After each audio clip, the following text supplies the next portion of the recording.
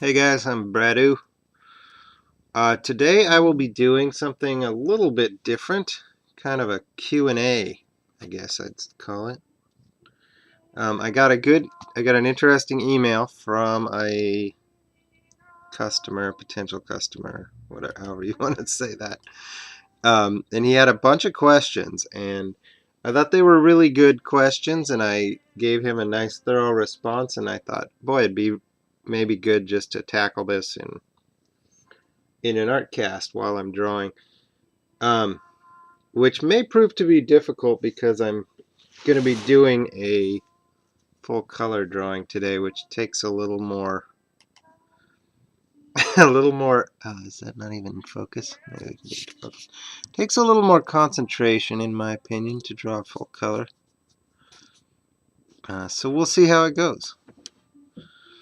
I'm doing a series of sketch cards for a customer of subjects from the Big Lebowski, which is what you're looking at. And boy, I should have looked this up beforehand so as to not seem like an idiot, but I've only seen the movie once, maybe twice, so I honestly don't even know Steve Buscemi's character's name.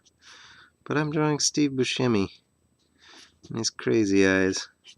I did like The Big Lebowski. I like the movie, but I know it's like got this, you know, massive cult following type thing, and I'm not one of those people. One of my buddies, I think it's his favorite movie. Darth Gregor. Well, Darth Gregor. Maybe his favorite movie is Star Wars. Who knows? Anyway, so I'm working on this today, and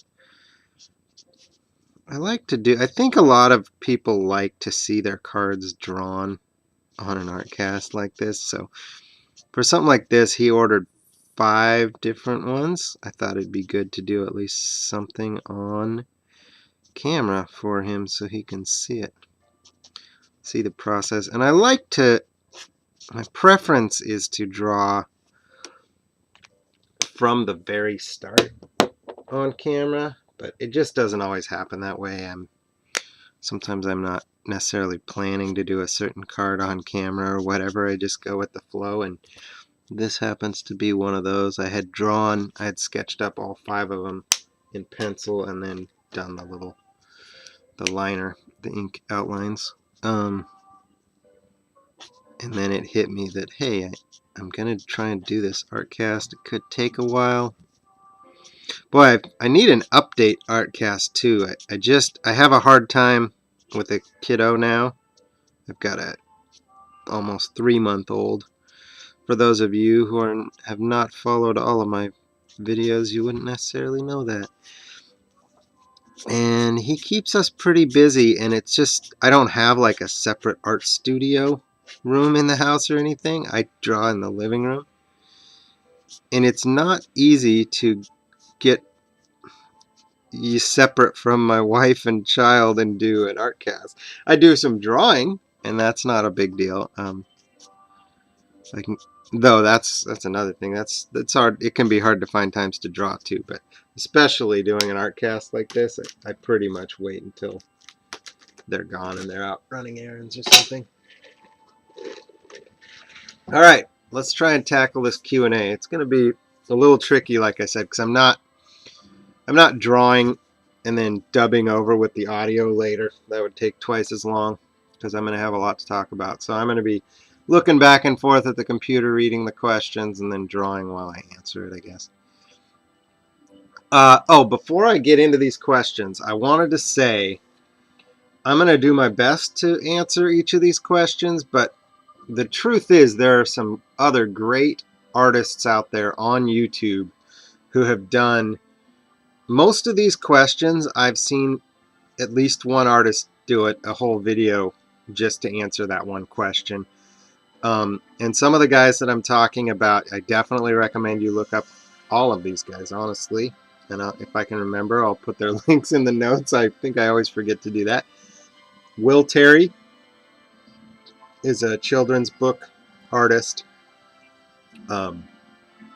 and he's fantastic. He's very good. He gives very good practical advice, I would say. He's great to listen to, and he gives very thorough. He does like a good half hour to an hour video. Seems like a couple times a week. His business partner Jake Parker does completely different type of artwork, but is also very good at giving art advice. He's very, I would kind of say, very well-rounded. He's got some good videos on how to fund a Kickstarter and just various topics. I definitely would recommend checking him out. Will Terrell is a cartoonist, sort of. He has been working for Disney, I think, drawing Mickey Mouse, Donald Duck. I can't remember which. Anyway, he's really fun to listen to. Also, he's just a. I should be drawing. See, look at that. I'm totally getting carried away already. He gives inspirational life advice, maybe every bit as much as art advice. And then all my buddies from the Artcasters, Jeff Lafferty, Kevin Cross, Scott Cirkland, those guys are all great too. I would check out all of those guys, honestly, and they'll give more thorough responses than I'm able to, because I'm going to tackle 9 or 10 questions here all at once. And who knows, maybe this will go longer than I need it to, but I'll start. I'll go for it. Question number 1. When did or do you know that you are ready to pursue art full-time? Skill level, confidence, and such. Oops, clicked the wrong button. That's going to open something that's going to get in my way. When do you know when it's time to pursue art full-time? For me, that almost more than anything was a timing thing. I have been wanting to pursue art full-time for quite some time, for 3 years about. And the way that it has worked out for me is that the birth of my son is making that make sense, because I will stay home with him. That way we won't have to pay for childcare, and I will draw as much as I can when I'm taking care of him, which will prove difficult, I'm certain. But also then on the days that my wife is home, hopefully she can take care of him, and I can really apply myself to those being my drawing days. But I think that doesn't answer the question at all, because that applies to my very specific situation. And actually most of my advice is going to be about that. It's going to be about from the perspective of doing sketch cards and from my own experiences, and then that's all I can really say. But what I would say in terms of the skill level and stuff, my skill level has certainly improved over the 3 years or so that I've been doing sketch cards, and so I think that has helped. But as far as if you're an artist and you're thinking about, oh, do I want to do this full time, or can I do it? Am I good enough? The number one advice I have to you, I can't say no matter what type of art you're doing, but for most types of art, is learn to draw. Get your drawing skills really good. Drawing from life, drawing from reference. I draw mostly from photographs, but I don't want to encourage people to draw mostly from photographs. It's just that even if you're doing, comic or cartoonish style or whatever, being able to draw something the way it looks is going to help you more in that. So if you want to start to bring your art to a skill level that is acceptable for being a professional, that's where I would start, is really honing your drawing skills. Click real quick and see if I missed anything that I answered to him.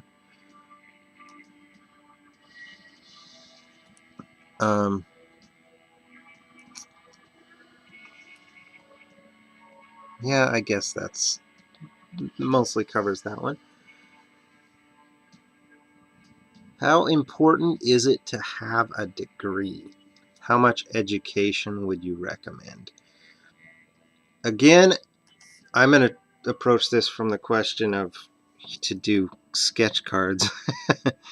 It's not important to have a degree at all. I've never once been asked for anything about my artistic background. I've never once even been asked for a resume or a portfolio or any of that.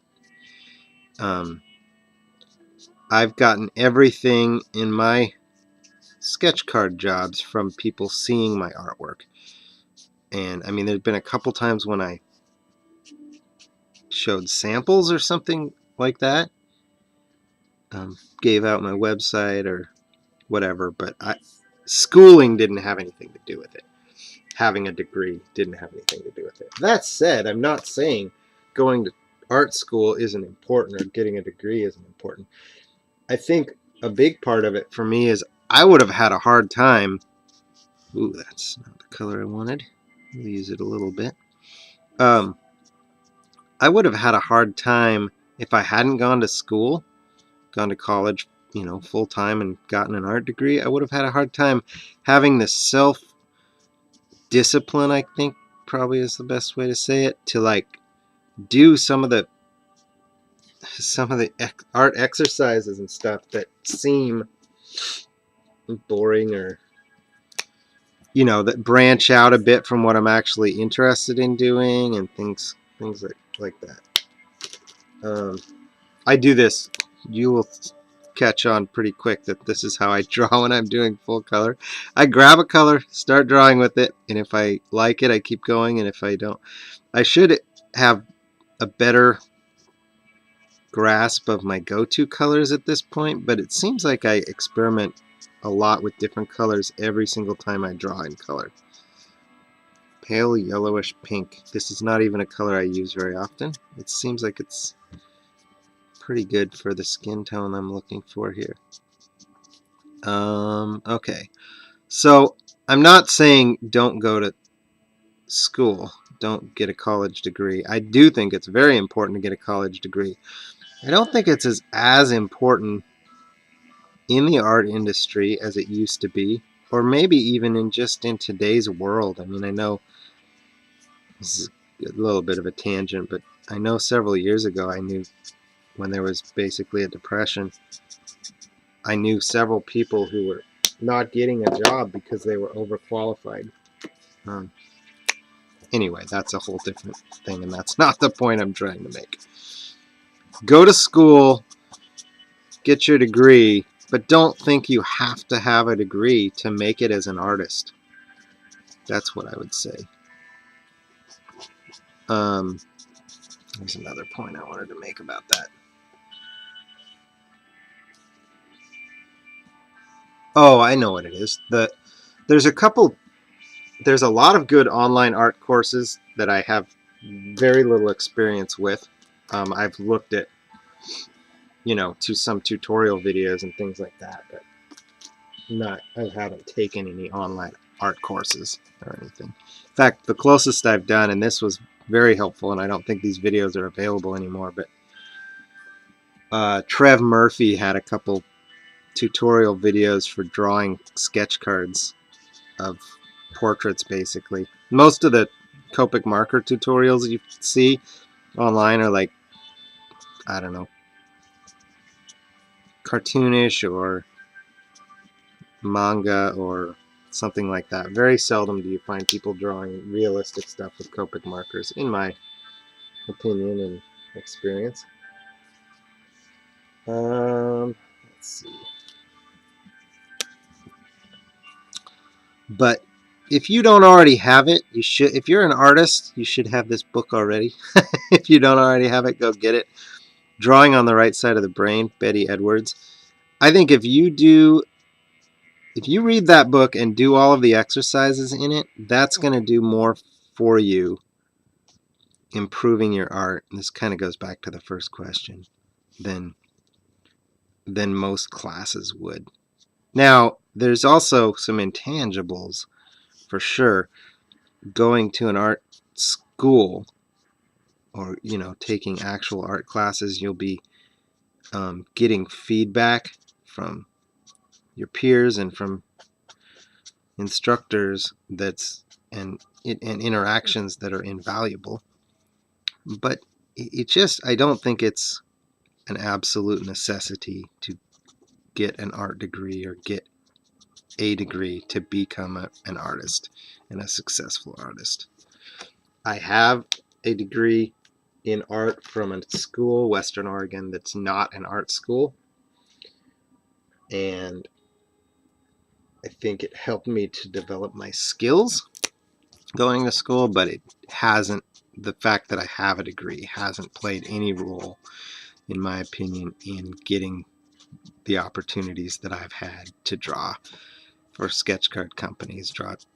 I say sketch card companies, but card companies. Draw sketch cards for card companies, for Topps, Cryptozoic, Leaf, what have you. All right. Would you recommend self-publishing, freelance, or working for a company? I would recommend doing both. And I think finding the right balance for that is important too.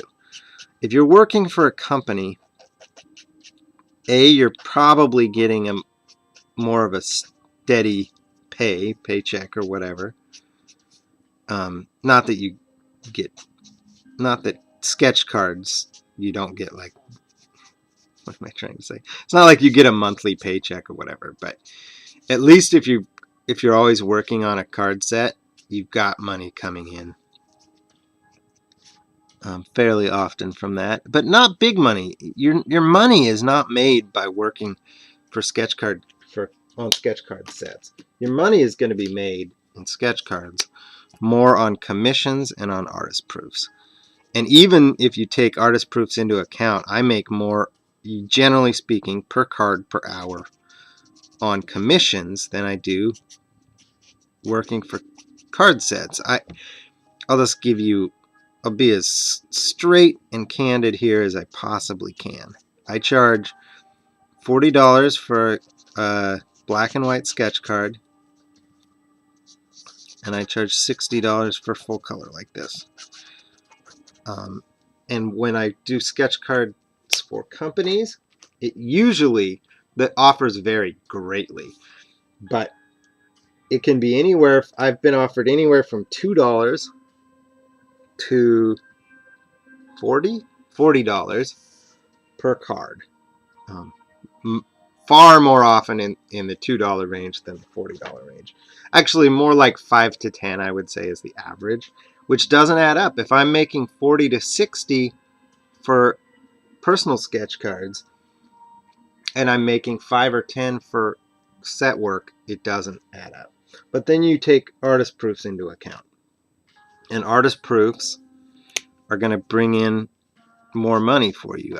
I would say on average my artist proofs have sold for $100 on up. I don't think I've ever sold one for less than 100, or much less than 100. I should say that. I have had a couple that were eBay auctions where the bidding ended less than 100, but I try and keep $100 goal in mind. Or more on certain sets, you know. Okay, let's see. So I try to find that balance of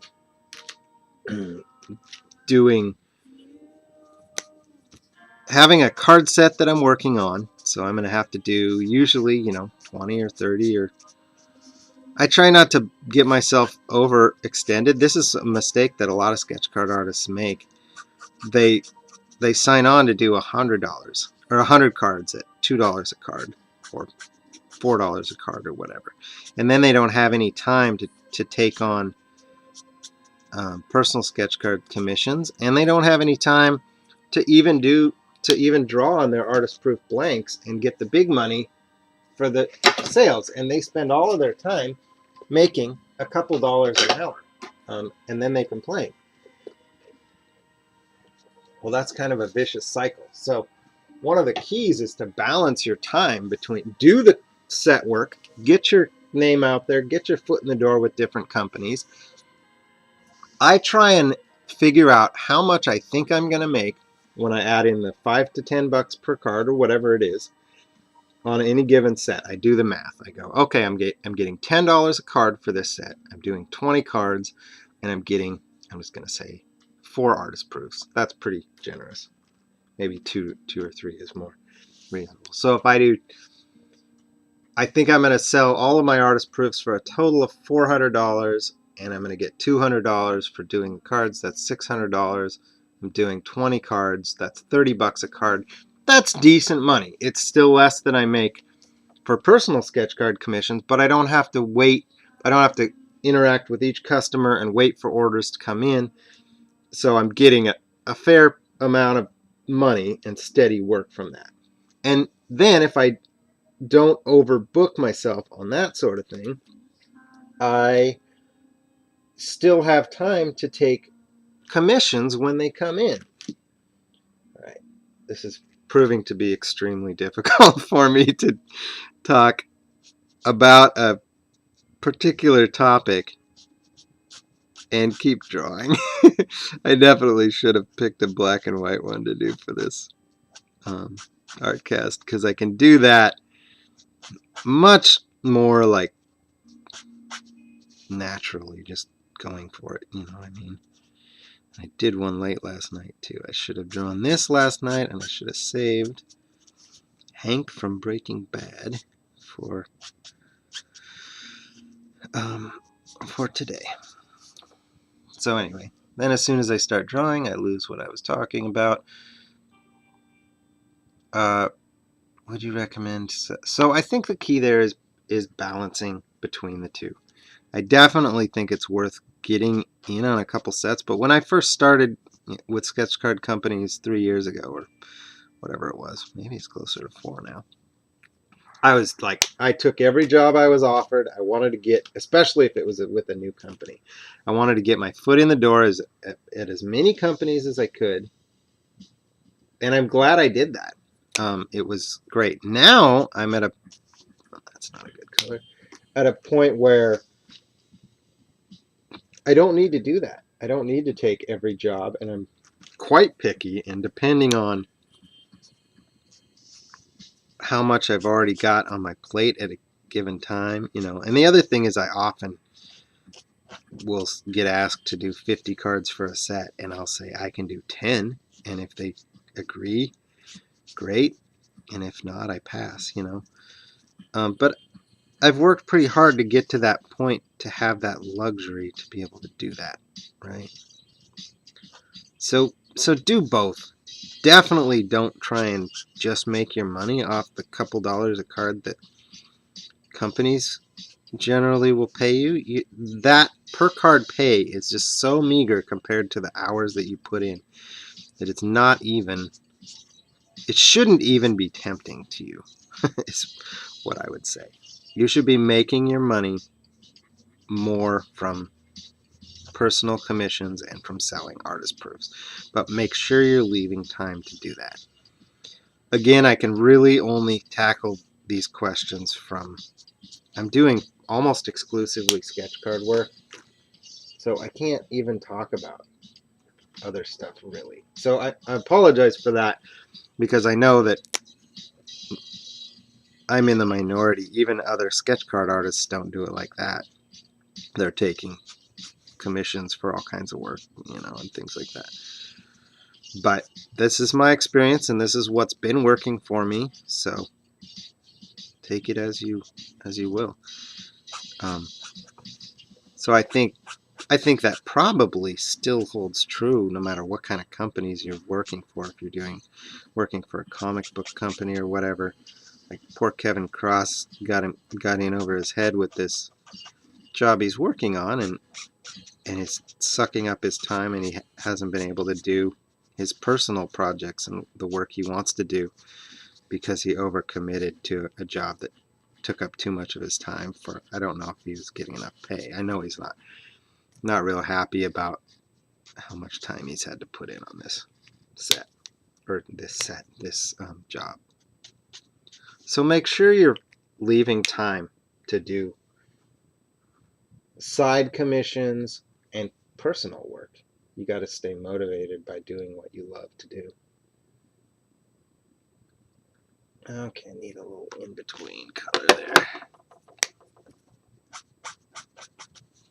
That's darker than I wanted. Darn it. And grayer than I wanted.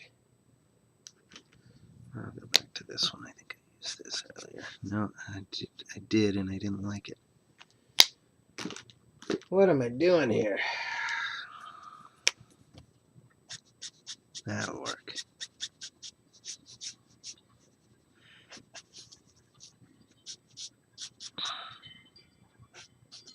I've made this admission before. I try not to spend a ton of time on clothing and stuff. Not because I don't think it's important, but it's not as important as getting the likeness, getting the face right, things like that. So I tend to try and put my effort into that. And I don't really want all these super details in clothing and stuff to detract from what should be the focal point. Next question. How would one go about contacting a company? I get that a lot. I haven't had to do that a lot. I was really lucky. I did the UFC Bloodlines 2012 set, and then I got contacted by Leaf because they had seen my work and liked it, and then I got contacted by Topps again to work on their baseball products, Museum Club or Museum Collection Baseball. And then it just kind of spiraled from there. There have been a couple times that I contacted somebody, like I asked one of my contacts at Topps to get me in contact with the Star Wars team because I really wanted to work on Star Wars. And is there another time? That's the only one I can think of where I really had to pursue it. And I didn't really have to pursue it. I sent him an email, said I've done Topps, UFC, and baseball, and whatever. And sent a few examples, and they signed me up for a Star Wars set. So, like I said, I've been really lucky there. But I do have an answer for that anyway. If you want to work on sketch cards, go to the Facebook group, the Sketch Card Fanatics, and there is a sticky there. It's run by Lack Lim. There's a sticky at the top of the group that has contact info for many of the companies, not all, but there are a lot of different companies and a lot of contact info there. So try that. That's the first thing you should try. Other than that, I should answer the question differently. Other than that, get your work out there. Get in the door on a set. Put your work on Facebook. Join Facebook groups that are like maybe I join the Walking Dead group and post my Walking Dead Cryptozoic sketch cards there. So that, and then I get, I don't know, every once in a while you get a sale from that. You get followers and get on Instagram. I got to get better at some of the other social media sites too. I'm trying to get on Etsy, for instance. I haven't finished that process yet.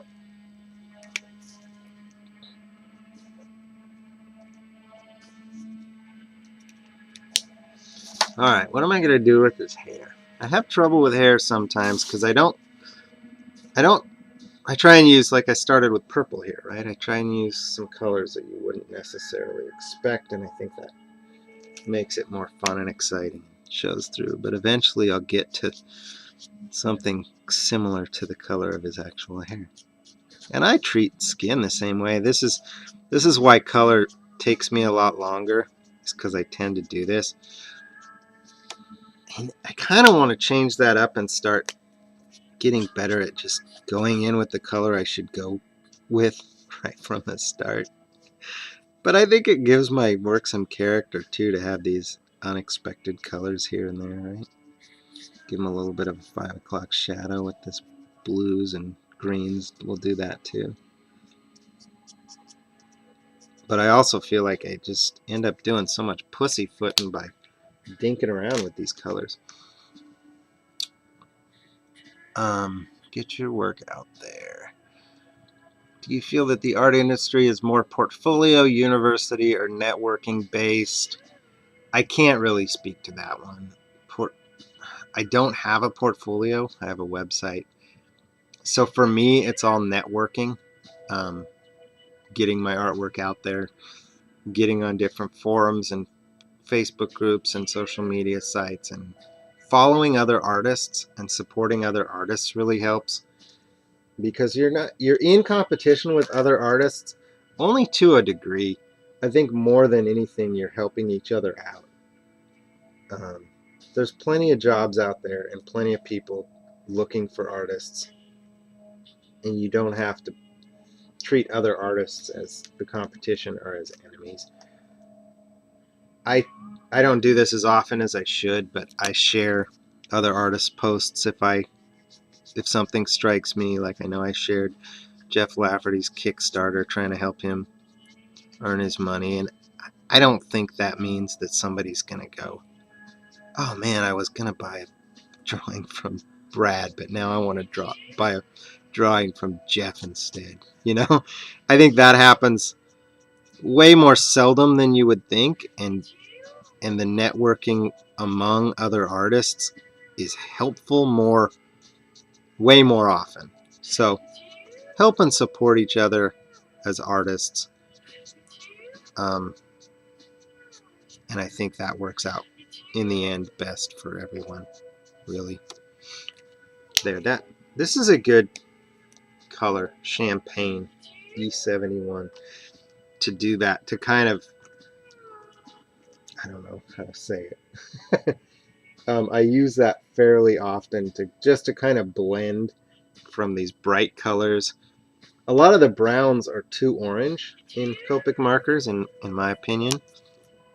So I end up trying so many different browns before I can find a brown. But champagne is kind of a neutral-ish, not too dark color that I end up using fairly often.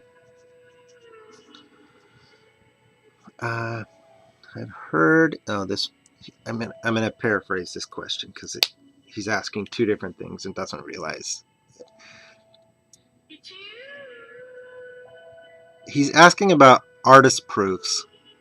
Artist proofs, in my experience and in the sketch card world, are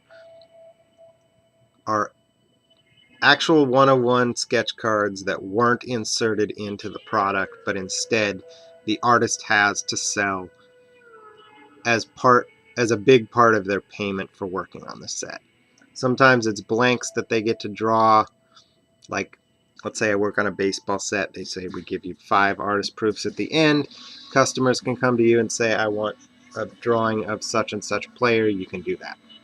Sometimes it's you draw 30 cards for us and you get to pick 5 of them that you're going to keep. Those are your artist proofs. Either way, it's original. Artist proofs are original cards you get to keep and sell. But the second part of his question has nothing to do with artist proofs. Is there a place where one can have card backs printed? What would you suggest?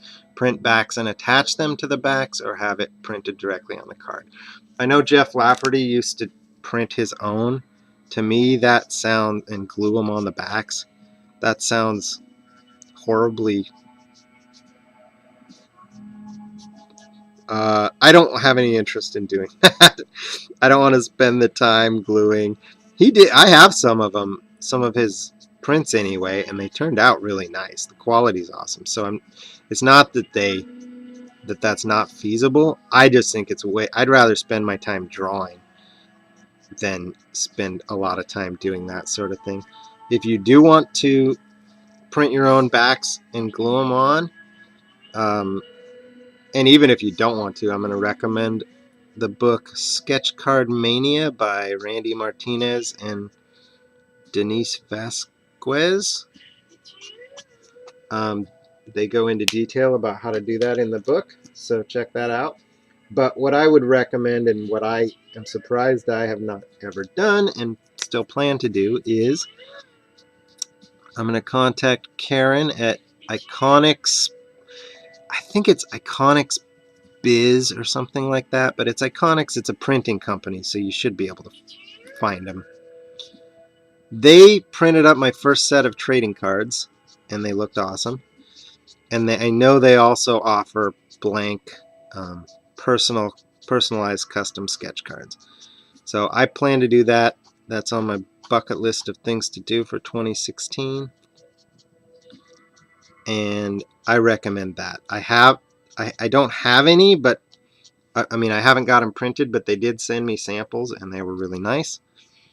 So I can vouch for them, and I can vouch for working alongside Karen to get my business cards done. She was fantastic. Communication was great, very professional. I can't recommend her highly enough.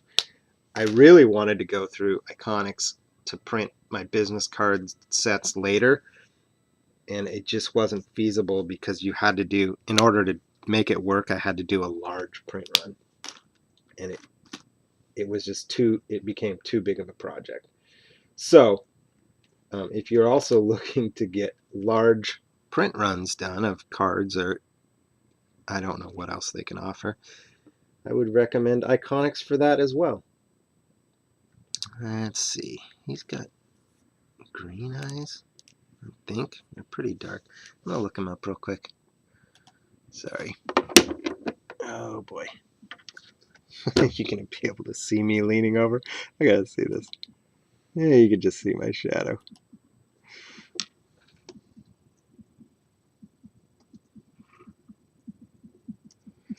Gotta get people's eye colors right, don't you? His eyes are pretty blue. Yeah, they're blue. Good thing. I was about to give him green eyes. Would go well with this green shirt. That's probably blue too. It's probably the coloration of my printout more than anything. Crazy blue eyes. So yeah, there's a separate part of that question though. Is it worth getting custom personalized backs for your sketch cards? And I don't know the answer to that, and that's probably why I haven't done it yet. Because I like to do a lot of sketch cards on toned, like toned tan or black cards or whatever. And I know they have a couple options, but you know, you've got to print out, I think, at least probably 50 of a given style and kind and whatever. So I think I'll probably, boy, I mean, it's real blue. We'll leave it like that for now and move on. I'm just so scatterbrained because I'm trying to talk. I usually will use each marker I use, I start to leave them out like this, you know? So then I end up grabbing the same markers. Oh, you can't even see that. Leave them on my table, they're off to the side, and I start grabbing the same markers. I'm not doing that, so I'm just grabbing a bunch of different colors. But let's get into some new colors here too for the skin. It's actually coming together a little bit as I look at it on screen. You can see how my style of just grabbing random colors and so a nice thing about Copics, you can just really layer the colors and keep working till you find the colors that you're actually looking for. They blend and layer really well. Need a little bit of pink on his neck there, but I don't want to go too crazy. Maybe flesh pink will work.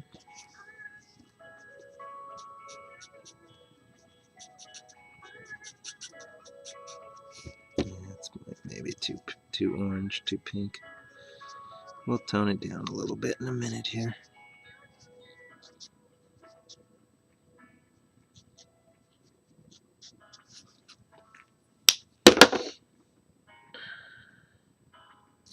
Sometimes just going back over with like a skin white or pale fruit pink, or whichever one I can find first. We'll fix that up and tone it down a little bit. And sometimes I have to go in with a blue or a green or something like that to tone that back down. See how that kind of blends it in a little bit. I need to go darker in that shadow too. And get his chin pretty orange here. But like I said, I can just kind of keep working. Boy, last night I worked on a card, full color, full action UFC sketch card. And I don't remember the last time I spent this much time on a card. I feel like I spent a good 3 hours maybe on it. See that? I can almost use this like your colorless blender, even though it's got a color to it. Skin white, it's so light that it works pretty well for that. Alright. What would you suggest for paper quality-wise? Paper, question mark, quality-wise, question mark.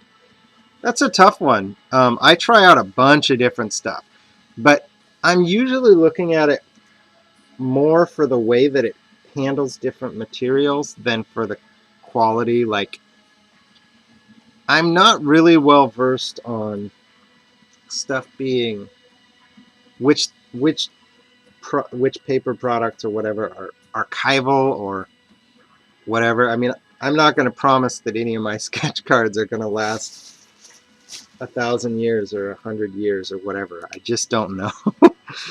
I draw on all kinds of different surfaces, and I'm just trying to find a look that I like more than anything. Get those crazy eyes really going.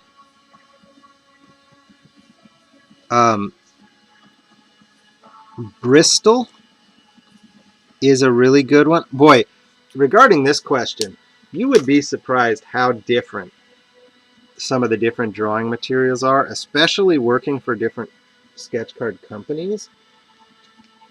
There's been some cards I've hated working on, and I'll hear another artist say that they love them. And the reason is it handles different, they can handle different materials differently. So like I use Copic markers, and there are certain surfaces, it's like a nice thick cardstock, and yet it doesn't allow you to blend the markers really at all. So here, this type of drawing that I'm doing where I'm trying all different kinds of colors and going over it, doesn't work at all. I've had some cardstocks where you can't do that at all. I have to look at the color and try and match it the first try, because if I put another color over top of that, it's just going to smudge it and look all weird. Not smudge it, but... So you got to be... You'd be surprised how different they can be. For me, I would say Bristol is a very good one that's pretty versatile. It's not super thick, but it's at least cardstock thick. And it seems to work well for Copic markers, for colored pencil, for pencil. It's probably the most versatile and the one I use the most. That's what I'm working on right now. It's not super thick, but it's thick enough. Illustration board is thicker and like appears higher quality for that reason. And I had one customer before who got something on, and I did a card on illustration board, and then the next time they bought something from me, it was on Bristol, and they were disappointed. They were like, oh, last time it was this nice thick drawing surface, and that's what I thought I'd be getting again. So I had to kind of apologize for that, but Bristol is a better drawing surface for Copic markers for sure. So illustration board's another one to check out. I do a lot on watercolor paper too, especially for Copic markers, because it's thickish and has a nice little tooth. It soaks up your markers quite a bit more than some of the other surfaces, which isn't necessarily a terrible thing. What do I want to do with this shadow? I gotta go darker for sure. Just go purple. Especially this part's really dark. Let's try. That's not the dark purple I want. Bluebell, blueberry. One of them looks lighter, but it's darker. Yeah, see how much darker blueberry is? It looks lighter if you put them side by side, but it actually marks much darker.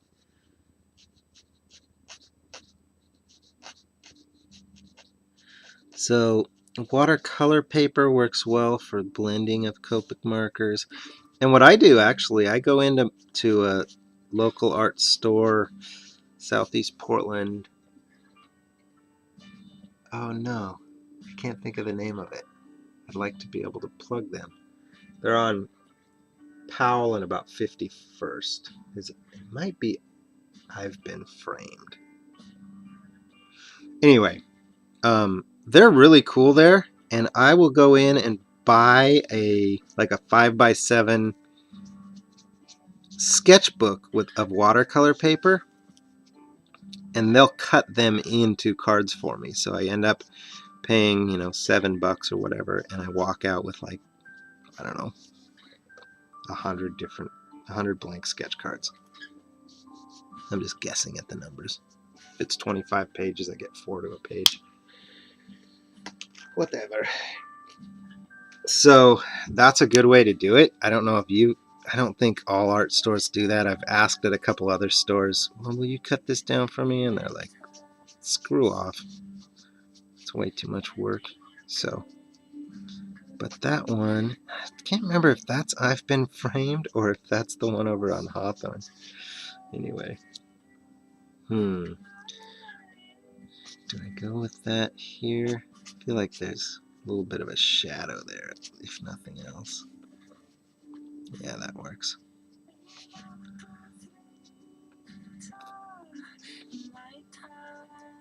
I feel like when I do a black and white sketch card, I feel like, like they turn out more detailed looking. But that's my own preference. I just prefer to draw black and white. And if I am drawing in color, I prefer to be a little more freed up with it. So I always feel a little bit more pressure if I'm working on it. If I'm doing it just for myself, I'll get crazy with the colors. Let me show you what I'm talking about. Got a couple right here. So if I'm working for a customer or for a card set, I'll try and stick to realistic colors more. But here's a couple recent Star Wars ones I did where I just kind of went crazy with the colors. Now, I wish I had one with actually skin tones where I did that. But actually, I kind of did on the one I was talking about last night that I drew for so long on. This one. I used a lot of purples and blues and greens and the skin tones and stuff there and in the background. It's something, as an artist, I'm constantly changing and developing a style, and I want to keep doing that and keep going more towards experimenting with color as opposed to always doing the actual skin tones that you see and things like that. Let's see if we can use this greenish color to help out with some of these shadows a little bit. So this is a real nice light green. I haven't used it very much in skin tones, but kind of liking the way it tones down the bright pinks and stuff. Especially those stubbly areas.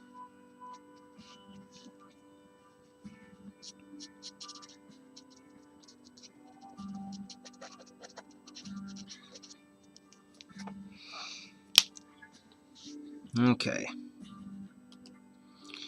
What would you suggest for paper quality wise? I really like drawing on black tone paper.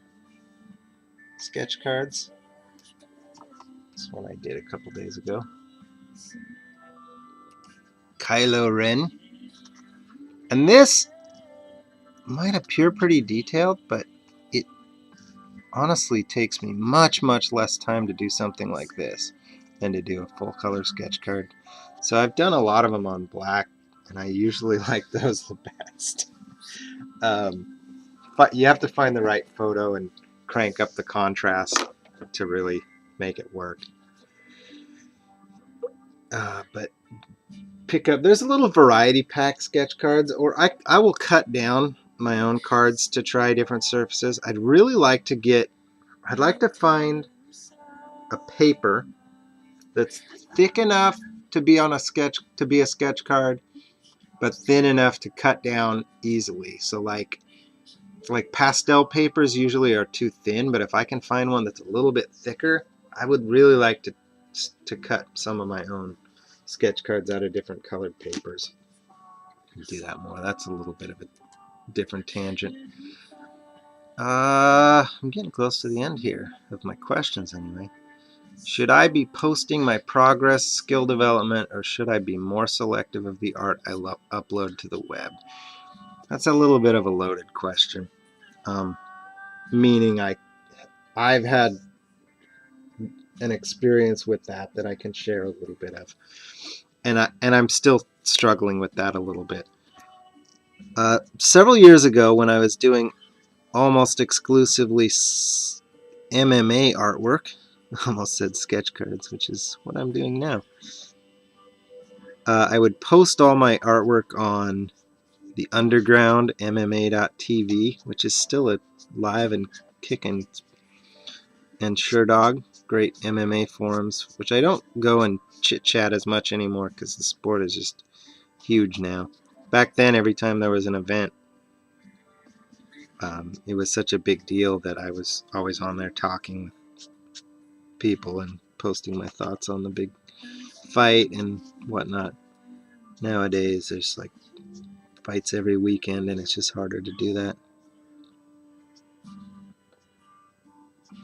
So anyway, I would post. This is how I got into doing artwork and posting it on the internet. I did a Randy Couture painting. I posted it on there. People loved it.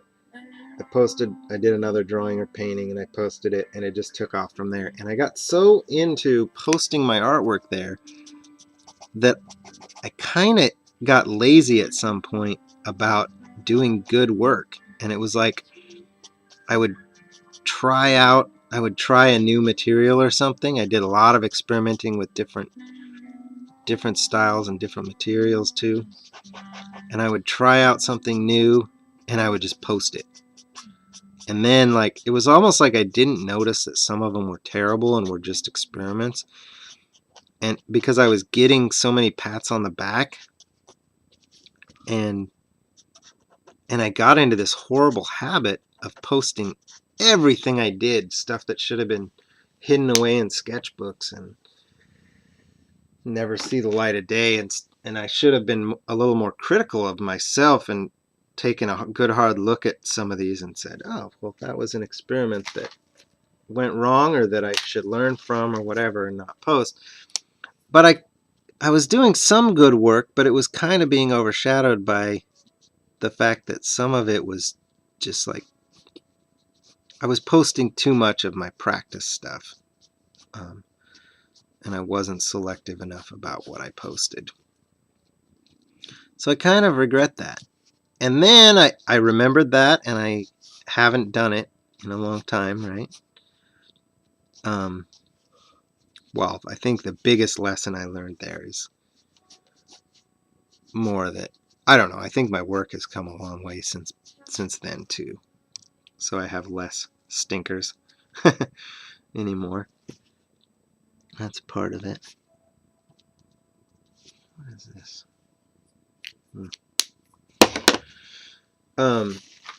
But anyway, now I'm doing a lot of quick sketches, like the sketchy ones that I've done. Let me see a pen here. There it is. You know, and I'm purposely taking 10 minutes instead of an hour on a drawing, and it's helped tremendously, right?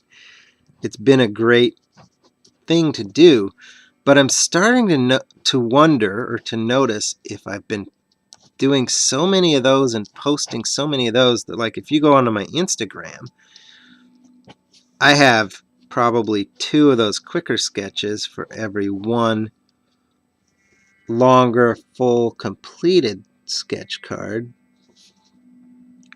And I'm wondering if I need to think that through. If I need to go, am I giving the impression to a random person that comes to my Instagram or my Facebook or my website or whatever? Are they taking one look and seeing my quick sketch cards and going, oh, so that's the level of work this guy does? Whereas to me, that's not the level of work that I do. I do a higher level of work when I'm working on a card for, taking my time and trying to do a really nice job, as opposed to just quick sketching and sketching to sketch and for practice. So it's just a question I'm asking myself a little bit about how much I should be doing that. Now let's color this bowling ball a little bit here.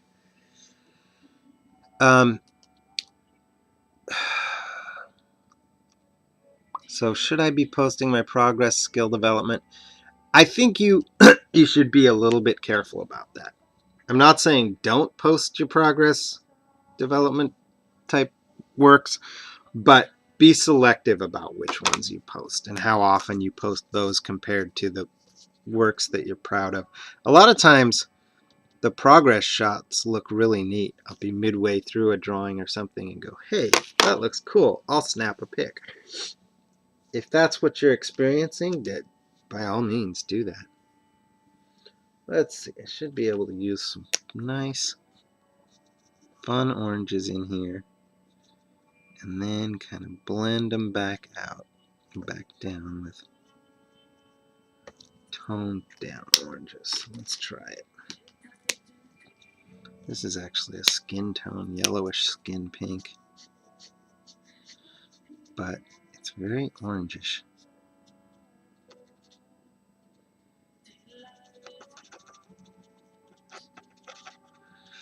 So yeah, post your stuff, but just, I would say maybe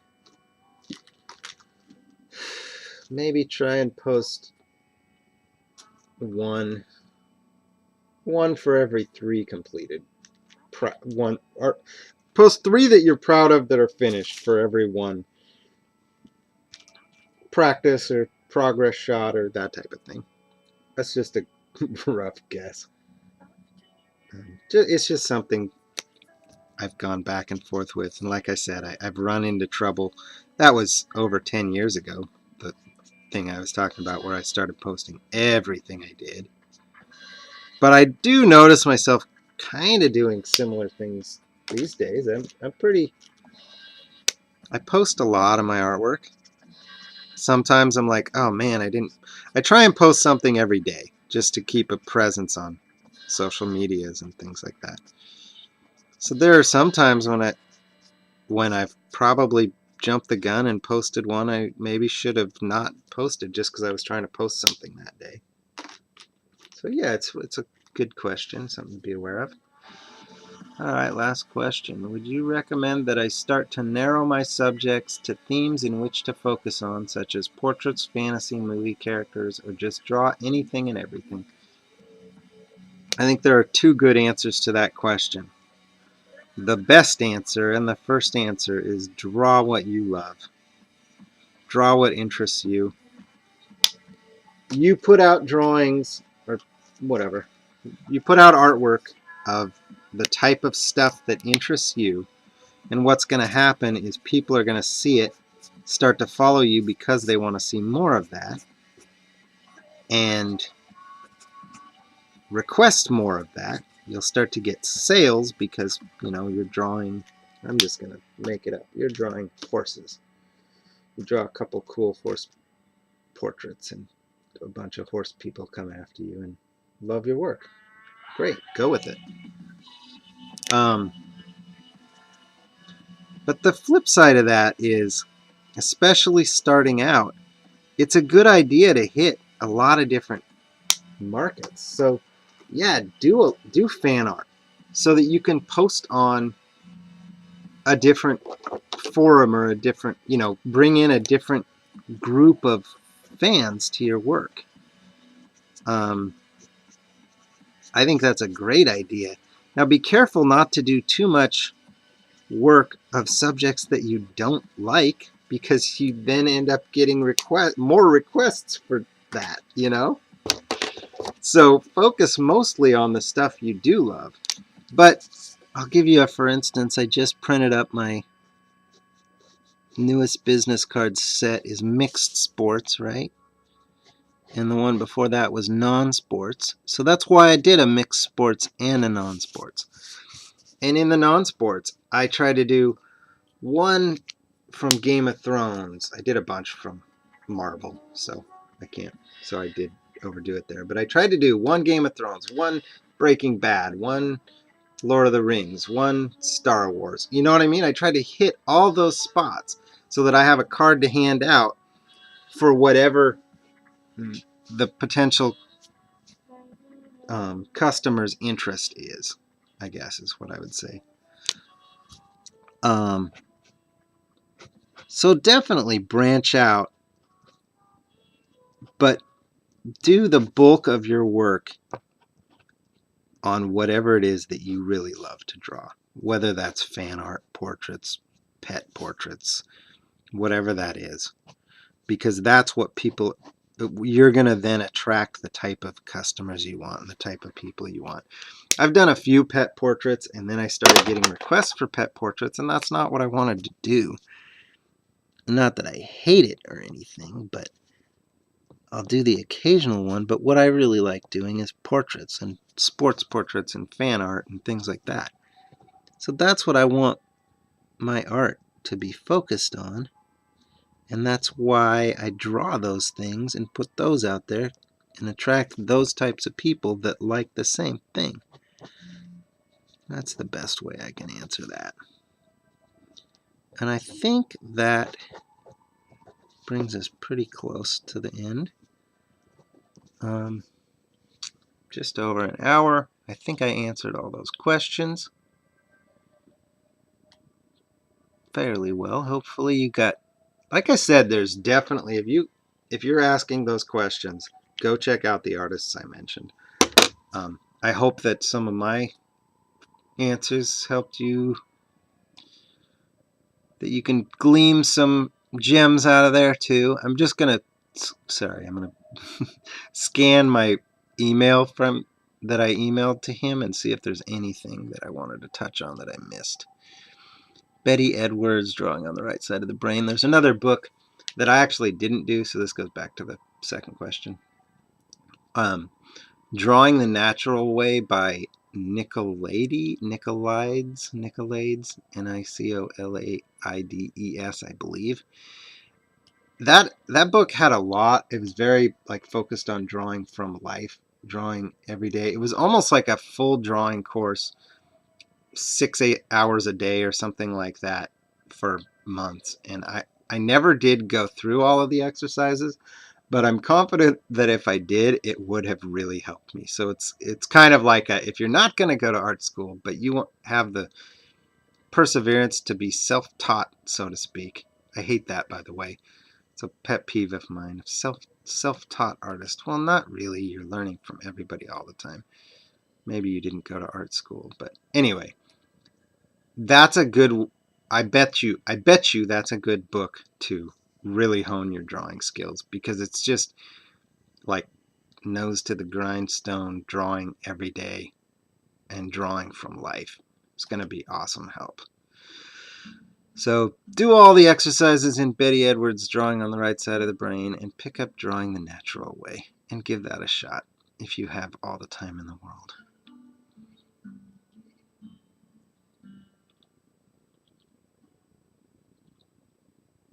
I said hone your drawing skills. Draw from life, draw from photos, copy master drawings and paintings.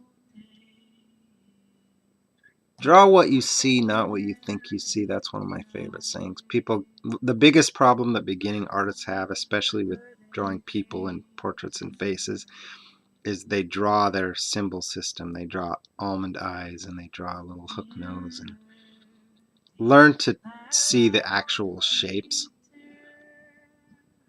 and be able to draw what you think you see. And again, go back, Betty Edwards, draw it upside down is a good trick to see things that you didn't see and to kind of skip your symbol system. I could go on about that. That's plenty. I think that's it, guys. This card is not finished, but it's getting there. So I've done a few. I'm doing, I said 5 for this customer from the Big Lebowski. I haven't done any of the backgrounds yet. I'm going to do them all together so that they go nicely together. So I'm going to still hone the details here a little bit, but it's getting there. At least it looks like him. It's not fantastic. Hopefully I can... I shouldn't say that. What I mean is I'm not done. And hopefully I can add a little quick clip at the end when I finish this to show it. But I probably won't now that I think about it, because I'm probably going to post this video up today. So never mind. Alright, thanks for watching, and I hope you found that helpful. And sorry it was so long, but I knew it was going to be, which is why I thought it might make a good video to talk about while I draw. I did more talking than drawing today. Later, Gators.